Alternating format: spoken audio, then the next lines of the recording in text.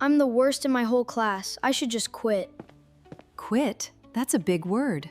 What happened, sweetheart? Marcus finished the math test first. Again. He's always first. And you? How did you do? I got 18 out of 20. 18 out of 20?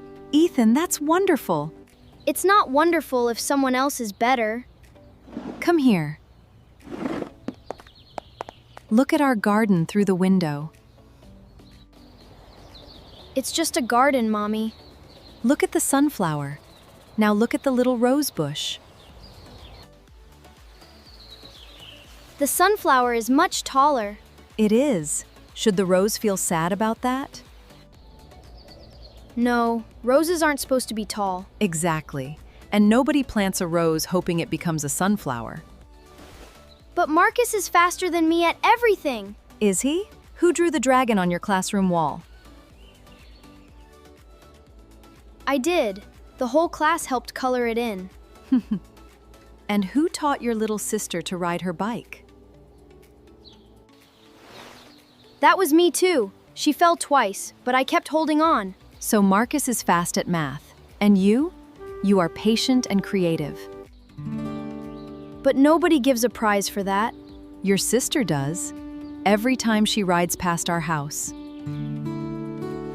When you compare, you only see what you're missing. Huh? I never thought about it like that. And when I don't compare? Then you see what you're growing. That's much more useful.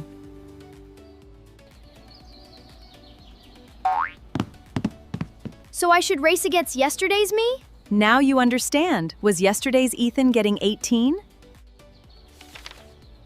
No! Last month I got 15. I went up by 3. There it is. That's your race, and you're winning it. Marcus can be first. I'll just be better than last month. That's my clever boy. And one more thing, Ethan. What? Tomorrow, tell Marcus congratulations. Winners cheer for winners. Okay, I will. And I'll show him my dragon drawing too. Perfect. Now go on. The sunflower needs watering.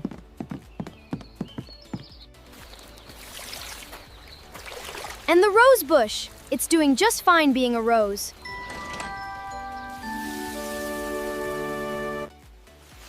Subscribe to the Lessons channel for more.